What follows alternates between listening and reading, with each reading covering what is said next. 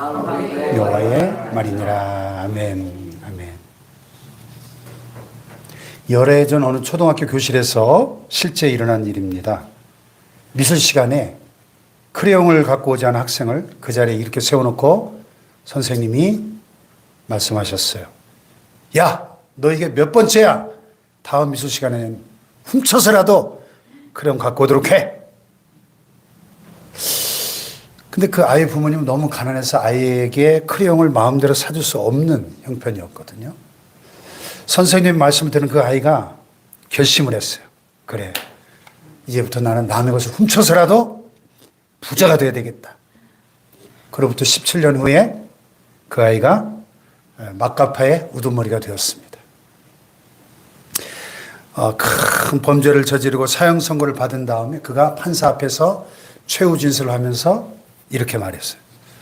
오늘 내가 이렇게 된 것은 초등학교 선생님의 말 한마디 때문이었습니다. 그 말에 나는 상처를 받고 훔쳐서라도 잘 살아야 되겠다고 결심하고 살다가 이렇게 되었습니다. 여러분, 이렇게 세상 사람의 말은 비록 선생님의 말이라도 한 사람의 인생을 이렇게 철저하게 망가뜨릴 수 있는 거죠. 그러나 하나님의 말씀은 성경 66권 하나님의 말씀은 들으면 들을수록 복이 됩니다. 들으면 들을수록 은혜가 넘칩니다.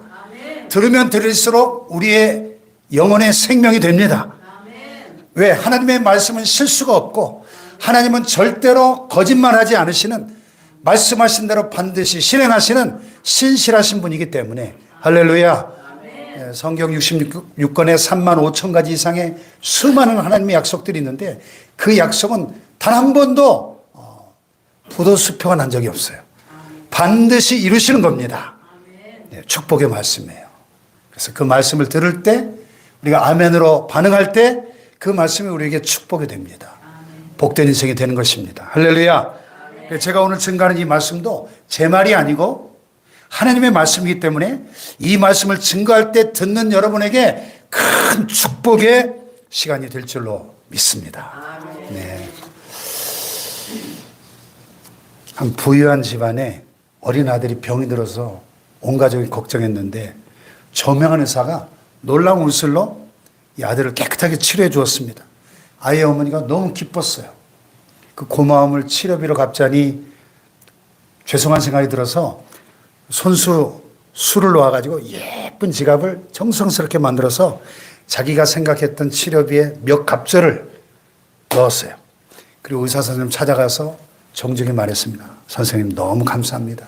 우리 아들 치료해 주셔서 감사한데 그래서 제가 직접 이렇게 술을 놓아서 만든 예쁜 이 지갑을 은혜를 갚는 뜻으로 드립니다. 받아주세요. 그랬더니 의사 선생님의 안색이 싹 변하는 거예요. 부인, 의술을 그렇게 하찮게 여기시면 안 됩니다. 손수 만든 그 지갑으로 친구 간의 우정은 돈독해질지 몰라도 병원 경영하는 데는 도움이 안 됩니다. 먹고 사는 데 도움이 안 됩니다. 이 부인은 자기의 정성이 거절당하니까 너무 화가 났어요. 그래서 차갑고 냉정하게 말했습니다. 선생님, 치료비가 도대체 얼마입니까? 400만 원입니다. 부인이 보란듯이 술을 넣어 맞는 그 지갑에서 수표를 쫙 꺼내가지고 하나, 둘, 셋, 넷, 4장만 딱 세워서 여기 있습니다 하고 의사 선생님에게 주었습니다. 그리고 나머지 여러 장의 수표는 다시금 자기 지갑에 넣고 쌀쌀맞게 안녕히 계세요 하고 사라져 버렸습니다. 의사 선생님이 얼마나 후회스럽고 마음이 안 좋았을까요? 그 장면을 보던 간호사들의 마음도 좋지 않았겠죠.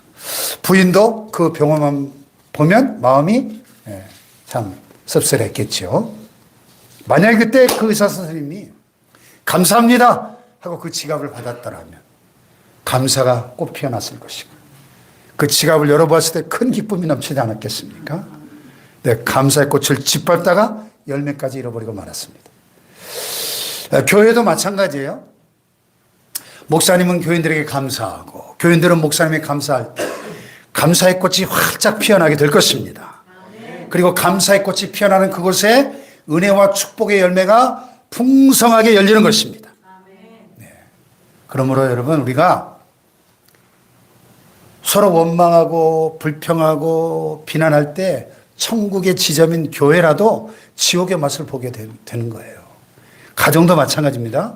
가정도 남편은 아내에게 감사하고 아내는 남편에게 감사하고 자녀는 부모에게 감사하고 부모는 자녀에게 감사할 때 그 가정이 천국이 될 것입니다. 근데 서로 원망하고 불평하면 아무리 맛있는 밥을 먹어도 모래알을 씹는 것 같고 지옥의 맛을 볼 수밖에 없는 것이죠. 예. 아내가 남편을 평가할 때 남편이 비록 60점짜리라도 100점 주고 말이죠. 50점밖에 안 돼도 100점을 주며 감사할 때 그 가정이 천국이 되는 거예요. 네. 여러분 신랑이 군인 장교인 그런 결혼식에 가보신 적 있죠? 군인들 결혼하는 거 본 적 있죠? 어떻게 합니까?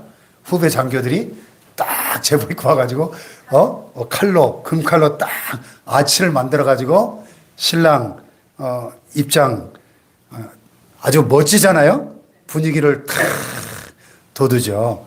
그래서 신랑 신부가 행진 새 출발할 때도 딱 금칼로 관문을 쫙 만들어 놓고 그 밑을 통과하게 하는데 그냥 통과시키지 않죠. 시험에 합격해 관문을 통과하게 하죠. 예? 행진하는 신랑 신부를 후배들이 칼로 딱 막으면서 묻습니다. 선배님, 신부님에게 사랑한다고 3번 고백하십시오. 아무개야 사랑한다 사랑한다 사랑한다. 목소리가 작습니다. 더 크게 해요. 아무개야 사랑한다 사랑한다 사랑한다. 결혼식에 막 떠나가게 소리치죠. 예? 그 다음에 신부에게 막 신부님 선배님에게 사랑한다고 고백하십시오. 그래 첫째 관문은 통과했는데 또 두 번째 관문이 있어요. 또 시험을 봐야 됩니다. 자, 서로 키스하십시오. 뭐 미국 사람들은 키스가 너무나 자연스러운 문화지만 아직까지 우리나라는 좀 얼굴이 밝아질 일이잖아요. 신랑이 쭈삣쭈삣한 수줍게 입술을 갖다 대니까 후배군이 소리를 치죠. 약합니다. 강하게 다시 하십시오. 겨우 둘째 관문을 통과했는데 이제 마지막 셋째 관문을 통과하기 위한 시험 문제가 또 출제됩니다. 자, 신부님, 우리 선배 신랑님을 몇 점으로 보십니까? 신부가 100점 그러면 좋았을 텐데 어른들도 계시고 보는 눈이 많으니까 차마 100점이라고 못하고 겸손하게 90점이요. 진정 90점입니까? 예. 10점이 모자라니 신랑은 지금부터 신부를 안고 1점에 한 번씩 10번 앉았다 일어났다 하십시오. 혼자 10번 앉았다 일어났다 하기도 힘든데 신부를 안고 10번 앉았다 일어나기 얼마나 힘들겠어요. 네, 그래가지고 하나, 둘, 한 5번까지는 걷더니 그다음부터는 이제 다리가 막 후들후들 떨리면서 10번을 간신히 신부가 10점 아끼는 바람에 결혼 첫날부터 신랑을 얼마나 고생을 시켰는지 몰라요. 네. 여러분 감사해야 됩니다. 감사할 이유가 없어도 감사해야 됩니다. 모든 일에 감사해야 됩니다. 그래서 성경은 범사에 감사하라고 말씀하셔요. 감사할 때 하나님께서 시원해 하십니다. 성경에 보니까 시편 50편 22절에 감사로 제사를 드리는 자가 나를 영화롭게 한다. 그게 무슨 말이에요? 우리가 하나님께 감사할 때 하나님이 시원해 하신다는 거예요. 여러분 우리가 자식을 길러보지만 자녀들이 부모의 사랑과 은혜에 감사한다고 할 때 여러분 가슴이 시원해지지 않던가요? 네. 근데 애들이 아빠 왜 그래요? 엄마 왜 그래요? 그러면 답답해지죠. 마음이 답답해지죠. 그런데 여러분 감사하면 아무리 어려운 상황도 밝아지게 됩니다. 근데 불평하면 어려운 상황이 더 어렵게 됩니다. 성경에 보니까 민수기 21장에 이스라엘 백성들이 광야를 지나는데 막 이 홍해길로 가는데 너무 힘드니까 막 원망하고 불평합니다. 왜 우리를 애굽에서 이끌어내가지고 이 개고생을 시키냐고 막 모세를 원망하고 하나님을 원망을 합니다. 그런데 하나님께서 그 길을 고속도로처럼 쫙 닦아주신 게 아니라 오히려 그 광야에 무서운 불뱀을 보내서 백성들을 물어서 죽게 만드십니다. 여러분 하나님께서 우리 입술의 말을 다 듣고 계신데요. 어려운 환경에서 불평하면 더 어렵게 만드시는 거예요. 사도행전에 바울과 실라가 빌립보라는 곳에 가가지고 선한 일을 행하고 복음을 전하다가 매 맞고 감옥에 들어가 가지고 온몸이 막 쓰라리고 채찍에 맞아서 피가 줄줄 나는데 그 어려운 환경에서도 한밤중에 찬송하고 하나님께 감사하니까 큰 지진이 나면서 감옥문이 열리면서 그 죄수들의 매인 모든 것들이 풀어지는 기적이 일어나면서 그 일로 인해서 빌립보 간수와 온 가족이 예수 믿고 세례받고 빌립보 교회가 유럽 대륙 최초의 교회가 탄생하게 된 줄로 믿습니다. 어렵고 힘들어도 감사하면 밝아지는데 어렵다고 불평하면 더 어렵게 된 걸 늘 기억하시고 고난과 역경 중에 감사하는 사람 되시길 축복합니다. 욥은 아들 7과 딸 3을 하루아침에 다 잃었습니다. 우리 자식을 키워본 분들 잘 아시죠? 아이가 몇이 되었든 상관없이 하나에만 죽어도 가슴이 찢어지는 법인데 욥은 하루아침에 10자녀를 다 잃었습니다. 재산도 다 잃어버렸습니다. 얼마 안 되는 재산이라도 가슴이 쓰린데 욥은 당대 최고의 재벌이니까 재산이 얼마나 많았겠습니까? 근데 그 많은 재산이 하루아침에 다 날아갔습니다. 그것뿐입니까? 뭐니 해도 건강이 최고인데 건강도 다 잃어버렸습니다. 머리끝부터 발끝까지 악성 피부 종양으로 깨어진 기와 조각으로 막 벅벅 긁어야 될 정도로 그렇게 비참해졌어요. 거기다가 사람이 살면서 가장 귀한 가까운 이웃이 바로 자기 아내인데 아내마저 그를 저주하고 욕하고 가출해버렸습니다. 자, 그쯤 되면 절망에 빠지고 미쳐야 정상이잖아요, 사람이. 원망 불평이 막 쏟아져야 될 텐데 욥이 뭐라 그랬어요? 한번 따라해 볼까요? 주신 자도 여호와시요 취하신 자도 여호와시니 여호와 이름이 찬송을 받으실지니이다. 그러면서 성경에 보니까 욥이 어리석게 입술로 하나님을 향하여 원망하지 않고 하나님 향해 엎드려 경배했다. 할렐루야.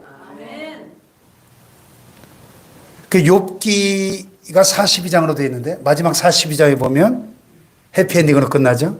네. 감사하는 욥에게 하나님께서 깨끗하게 낫게 해주시는데 이전보다 더 건강해져서 회춘해서 새 장가를 들었는데 가출한 본부인은 아마 이미 중년 부인이었을 테고 새로운 부인은 보나마나 예쁜 처녀였을 겁니다. 그 전보다 더 좋은 아들 7, 더 예쁜 딸, 미스 코리아, 미스 유니버스 딸 3을 낳고 또 재산도 이전보다 갑절로 2배를 받았습니다. 그리고 자손 4대를 보며 140년을 더 살았더라. 할렐루야. 이게 욥의 스토리예요. 쫄딱 망한 자리에서도 감사할 때 다시 번성한 것입니다. 그러나 여러분 망한 자리에서 원망하면 죽는 길밖에 없다는 걸 믿으시기 바랍니다. 오늘 여러분이 처한 환경이 복되고 형통합니까? 당연히 감사해야 되겠죠. 그러나 욥처럼 너무나 어려운 환경이 있어도 감사하십시오. 그러면 욥처럼 승리하게 될 줄로 믿습니다. 예, 또 한 해가 이렇게 저물어 가고 있는데요. 이렇게 돌아보면 우리에게 감사해야 될 이유가 너무 많지 않나요? 유명한 철학자 소크라테스의 제자였던 플라톤이 세상을 떠나면서 3가지 이유로 감사했대요. 야, 근데 그 이유가 참 기가 막힙니다. 첫째, 아침 저녁으로 달라지는 여자로 태어나지 않고 남자로 태어난 것이 감사하다. 너무 공감이 되는데요. 감사해요. 두 번째는 짐승이나 야만인으로 태어나지 않고 사람으로, 특히 헬라인으로 태어난 것이 감사하다. 셋째는 소크라테스와 같은 시대에 태어난 것이 감사하다. 그러면서 죽었다는 거예요. 아이고 참나. 그 정도의 감사는 우리의 감사에 비하면 이건 아무것도 아니에요. 여러분 생각해 보세요. 우리 인생에 무거운 짐들이 있잖아요. 네. 근데 우리 인생의 그 짐은 빚보다 더 무거워요. 우리가 수입이 뭐 한 달에 200~300만 원밖에 안 되는데 만약에 내가 지금 한 20억 전 빚을 지고 있다고 생각해 보세요. 예, 그 짐이 얼마나 무겁겠습니까? 그런데 그런 짐, 그 빚의 짐보다 더 무거운 짐이 죄의 짐이에요, 죄의 짐. 여러분, 우리 인간에게 이 죄의 짐보다 무거운 짐이 없는 거예요. 그런데 이렇게 무거운 우리의 죄악의 짐을 예수님께서 십자가의 피로 다 청산해 주신 겁니다. 다 이루었다. 십자가 위에서 2000년 전에 우리의 죄의 짐을 다 그 빚을 갚아주시고 우리의 모든 죄를 사해 주신 줄로 믿습니다. 또 여러분, 우리가 아무리 조심하고 의롭게 산다고 애를 써도 살다 보면 죄를 짓게 되는데요. 그 죄도 만일 우리가 우리의 죄를 자백하면 그는 믿으시고 의로사 우리 죄를 사하시며 모든 불의에서 우리를 깨끗하게 해주실 것이요. 아멘. 예수님의 피로 사함을 받는 거예요. 예수님 안에 결코 정죄함이 없는 것입니다. 얼마나 큰 감사의 제목이에요. 이 한 가지만 해도. 내 모든 죄가 용서받았다. 죄사함 받은 하나만 해도 우리는 죽을 때까지 그 은혜를 다 갚을 수 없어요.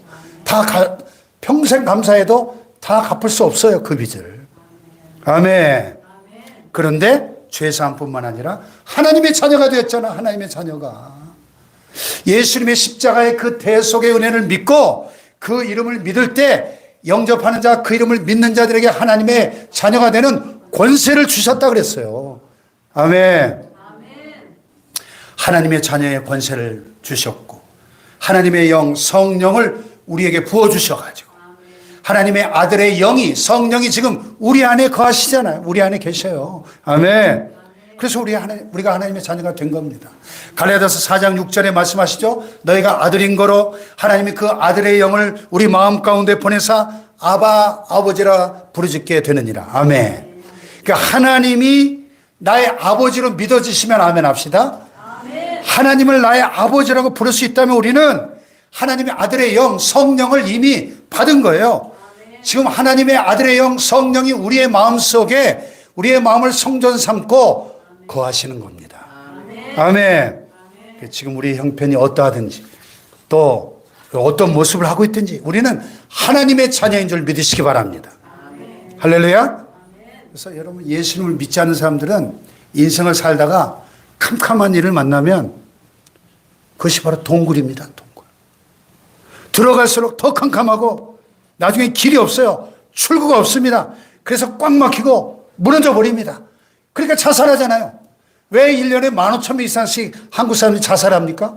동굴이라고 생각하니까 출구가 없어. 그러니까 극단적 선택을 하는 겁니다. 뭐 전직이 대통령이든 국회의원이든 장관이든 그냥 절망하고 자살하는 거예요. 근데 우리 예수 믿는 사람들은 인생을 살다가 캄캄한 일을 만나더라도 이건 동굴이 아니고 터널이구나. 지나가면 반드시 더 밝아지게 되는 겁니다. 출구가 있는 거예요. 이게 신앙인과 불신자의 결정적인 차이인 것입니다. 우리가 알거니와 하나님을 사랑하는 자, 곧 그 뜻대로 부르심을 입은 자들에게는 모든 것이 합력하여 선을 이룰 것을 우리는 믿는 것입니다. 할렐루야. 그래서 또 한 해를 이렇게 마무리하는 시점에서 우리가 하나님의 자녀가 된 사실, 모든 죄를 용서함 받은 사실, 성령께서 내 안에 계신 이 사실, 모든 것이 합력하여 선이 될 것이라고 하는 이 사실을 우리는 믿습니다. 다 감사의 제목들 아니에요? 할렐루야. 이 모든 것에 플러스 수확의 감사. 우리가 지난달에 추수감사절을 이미 지켰습니다만은 지난 한 해 동안 돌아보니까 물질로 축복해 주신 이 모든 것들이 이 달력이 이제 달랑 한 장 남고 보니까 지난 1년 우리도 이렇게 쭉 결산을 해보니까 얼마나 감사한지 모르겠어요. 할렐루야.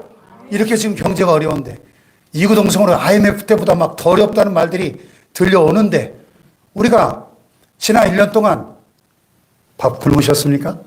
입을 옷이 없었습니까? 따뜻하게 살 집이 없었습니까? 아니 감사해야죠. 의식주 하나님 공급해 주셨잖아요. 감사해야죠. 네. 여러분, 이 세상에 자기 자녀가 빌어먹고 가난하게 살기를 원하는 부모는 아무도 없겠죠? 정신 이상자가 아닌 다음에 자녀가 그렇게 가난하게 되기를 바라는 부모가 어디 있겠어요? 모든 부모는 자식이 부유하기를 원합니다. 하물며 사랑이 무한하신 하나님 아버지께서 당신의 자녀들이 부유하기를 원하신다는 사실을 알아야 됩니다.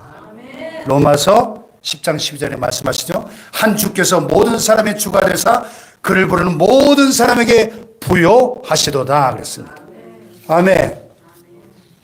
잠언 8장 12절에 말씀하십니다. 부귀가 내게 있고 장구한 재물과 의도 그러하도다. 잠언 8장 21절 이는 나를 사랑하는 자로 재물을 얻어서 그 곳간에 채우게 하려 함이니라. 아멘. 예수님께서도 우리가 부유하기를 원하십니다. 고린도서 8장 9절에 우리 주 예수 그리스도의 은혜를 너희가 알거니와 부유하신 자로서.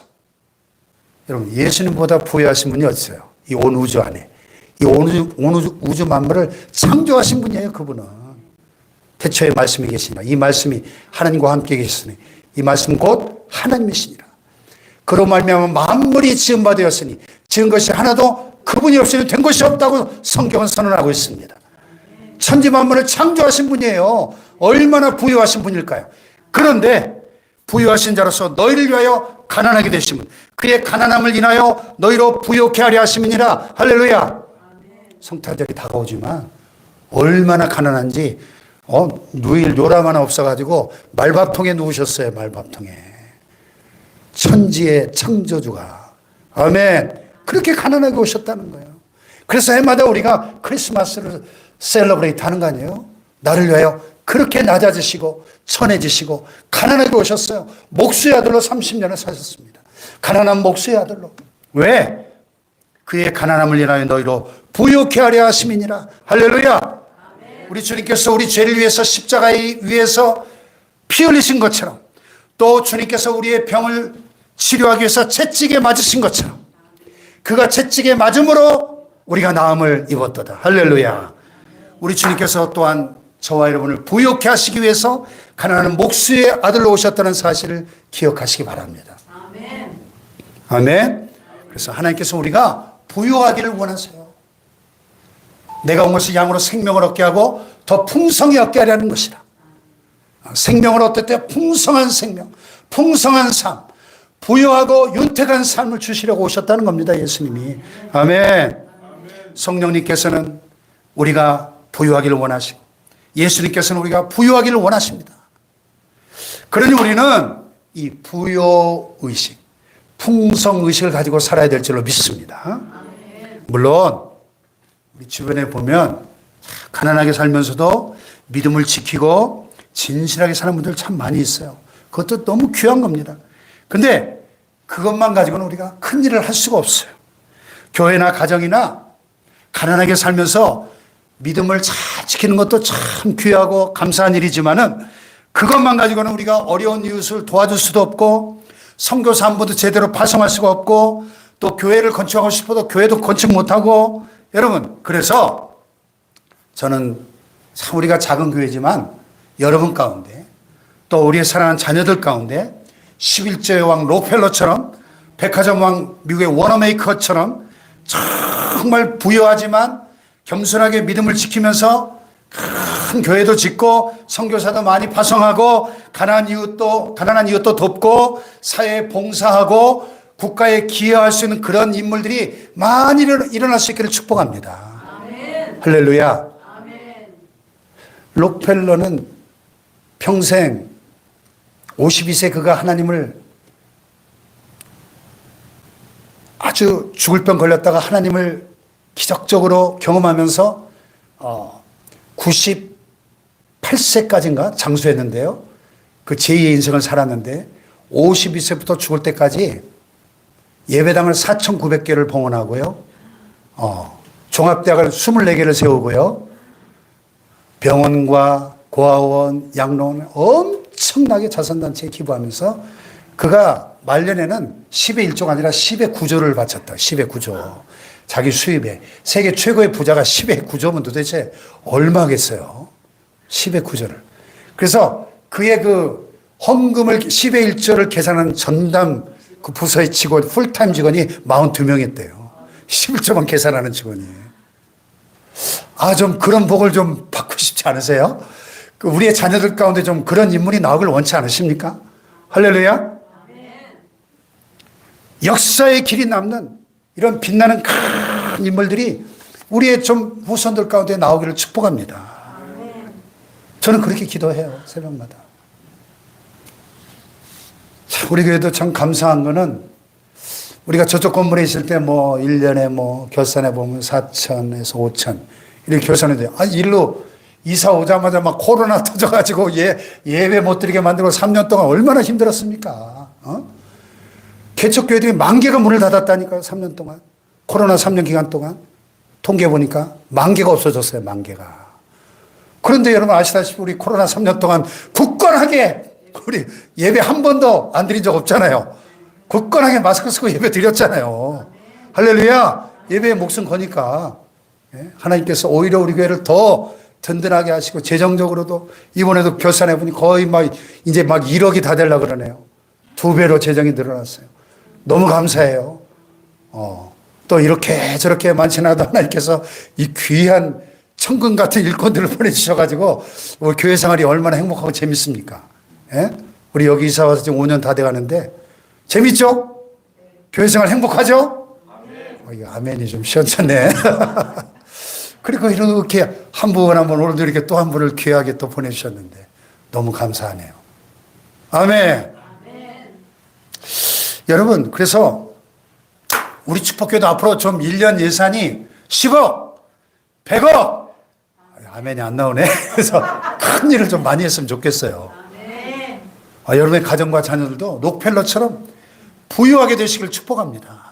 그래서 큰 인물들이 좀 많이 나오고 좀 넉넉하게 마음껏 부모님께 효도하고 이웃들을 돕고 다음 세대들을 막 키워내고 그럼 어떻게 될까요? 결론적으로 오늘 말씀을 보니까 하나님께서 이렇게 물질적으로 부여하시는 물꼬를 어떻게 털 수 있는지 가르쳐 주신 거예요. 물꼬를. 여러분, 하늘나라의 보물 창고에는 온갖 축복이 가득 쌓여 있는 줄 믿습니다. 믿으세요? 하나님의 나라는 부유한 나라예요. 그렇게 인색하고 째째한 나라가 아닙니다. 하나님이 그런 인색한 분이 절대 아니에요. 하나님을 오해하시면 안 됩니다. 그 하늘나라의 엄청난 보물 창고에 온갖 축복이 넘치고 있는데 그 축복이 흘러나오게 만드는 물꼬가 있다는 물꼬. 그 물꼬가 뭐냐? 그 물꼬가 성경적으로 보면 뭐 여러 가지를 얘기할 수 있겠죠. 무엇보다도 뭐 당연히 성실하고 근면하게 사는 거. 뭐 당연한 얘기겠죠. 또 정직하고 바르게 의롭게 사는 거.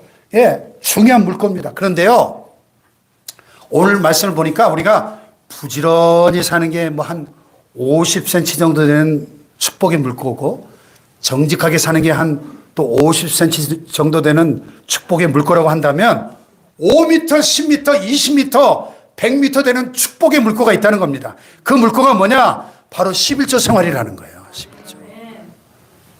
참 오늘 우리 교회 처음 나오시자마자 제가 이 돈 얘기해서 대단히 죄송한데 우리가 지금 창세기부터 지금 이 몇 년째 이 수요일 날 이 연속 강해를 했는데 이 성경 마지막 책이에요. 지금 구약의 마지막 책.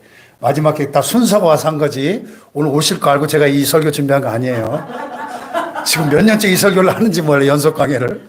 그런데 하필 성경의 마지막 책 마지막 부분에 오늘 말씀이 돈 얘기예요. 예.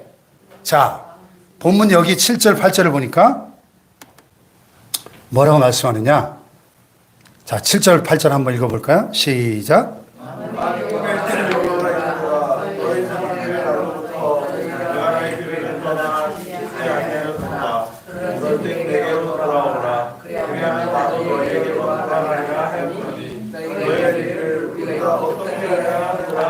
자, 여기 보니까 내게로 돌아오라 하나님께서. 그랬더니 우리가 어떻게 하나님께 돌아가죠? Return to me and I will return to you. 내게로 돌아오면 내가 내게 돌아가겠다. 하나님 그러니까 어떻게 우리가 돌아가요? How are we to return? 어떻게 돌아가죠? 그랬더니 뭐라 그래요? 8절 시작.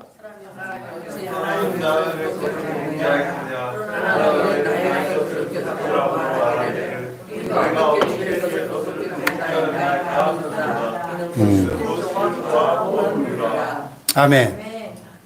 너희가 내 것을 도둑질하고도 나를 사랑한다고? 너희가 나의 11조를 도둑질하면서 내 백성이라고? 아니야. 온전한 11조와 봉헌물을 똑바로 바쳐. 하나님이 그렇게 말씀하시는 거예요. 아멘. 그러면서 하나님이 그런 질책의 말씀을 하시는 게 아니에요.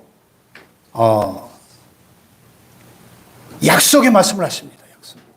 자, 10절 시작. 만군의 여호와가 이르노라 너희 온전한 11조를 창고에 들여 나의 집에 양식이 있게 하고 그것은 나를 너에게 복을 쌓을 것이 없도록 붙지 아니하나 보라. 너희 온전한 11조를 나의 창고에 들여서 나의 집에 양식이 있게 하고 test me in this. 그것으로 나를 시험해봐. 시험해봐. 너희가 온전한 11조를 드릴 때 내가 하늘문을 열고 너에게 복을 쌓을 것이 없도록 붙지 않냐나 테스트해보라는 겁니다. 테스트. 여기 하늘문은 수문을 말합니다. 수문. 물이 가득 차있는 댐의 수문을 쫙 열면 대청댐 가보면 여름철 장마철에 막 비가 너무 많이 오면 수문을 막 열잖아요. 막 엄청난 폭포수가 막 콸콸콸콸 쏟아지지 않습니까? 할렐루야.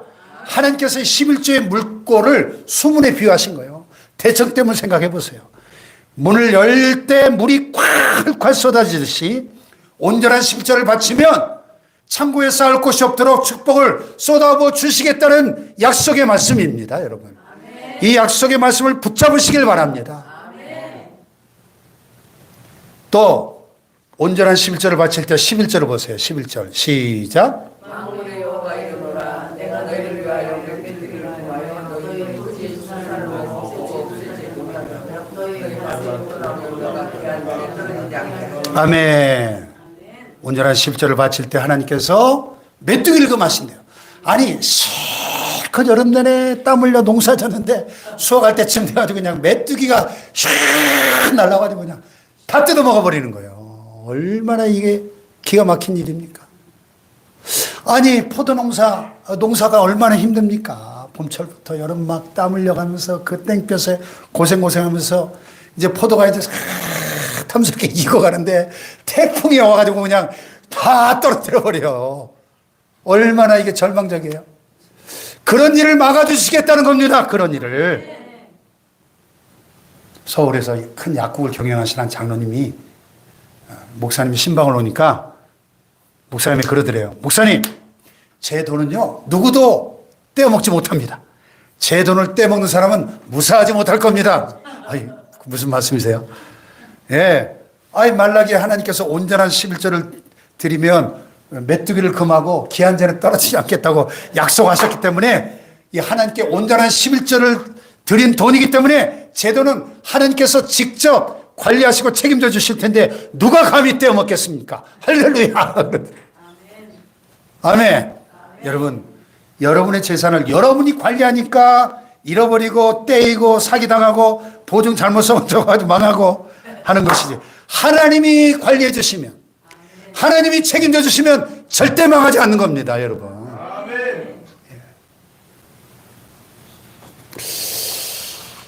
그리고 하나님께서 관리해 주시면 포도나무 열매도 기한 전에 떨어지지 않게 해 주시겠다고 약속하시는 거예요. 아니, 포도 열매가 아무리 잘 익으면 뭐예요?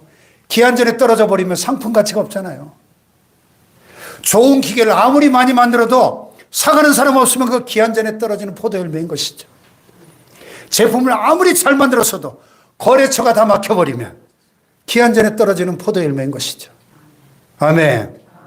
그러니까요, 혹시 여러분 내 사업이 잘 안 되고 거래처가 막히고 뭐 일이 자꾸만 꼬이고 하면 한번 여러분 헌금 생활을 돌아보셔야 돼요.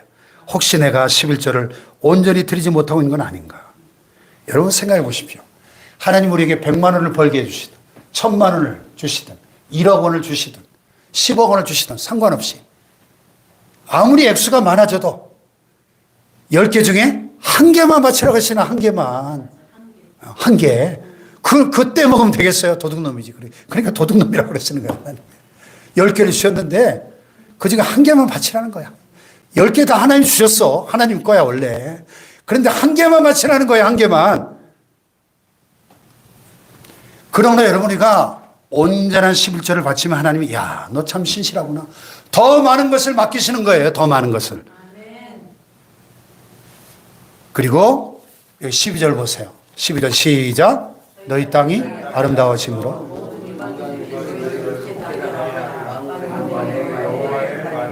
아멘. 너희 땅이 아름다워지려. 땅이. 온전한 11조를 드렸다. 땅이. 우리 대한민국이 6.25 전쟁의 잿더미 속에서 70년 만에 어떻게 세계 6위의 경제 강국이 됐을까요? 전 세계 모든 나라 사람들이 한강의 기적이라고 부르잖아요.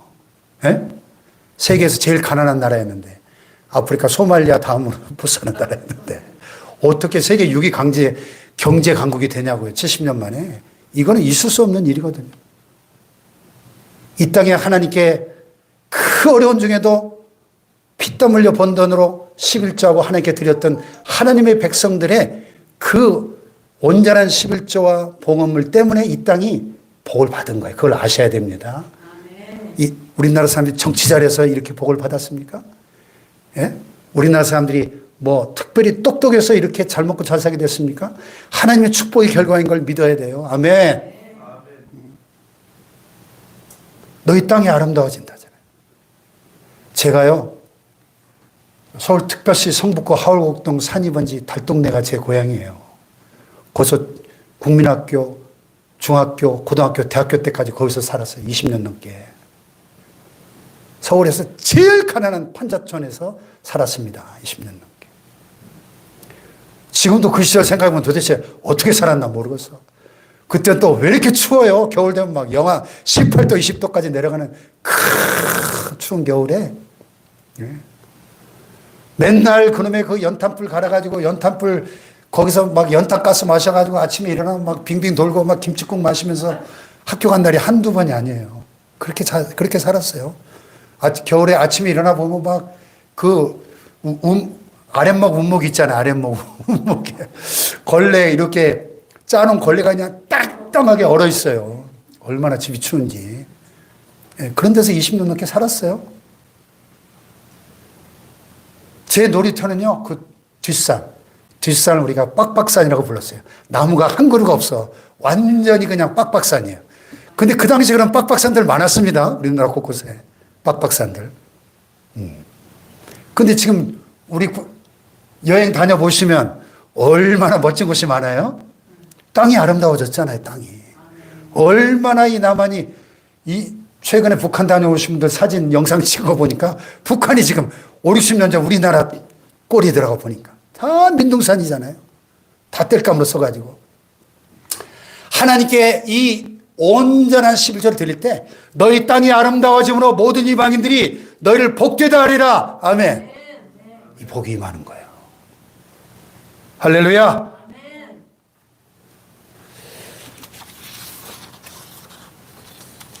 록펠러가요, 지난 세계 최고의 갑부였잖아요.